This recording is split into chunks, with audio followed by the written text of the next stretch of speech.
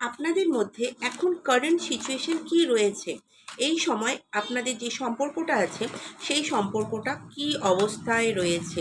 আপনাদের মধ্যে current situation দেখুন, এখানে দেখা যাচ্ছে কিছু সম্পর্ক এমন রয়েছে যারা কিন্তু সম্পর্কটা ভাঙেনি, কিন্তু আপনারা চুপ হয়ে আছেন।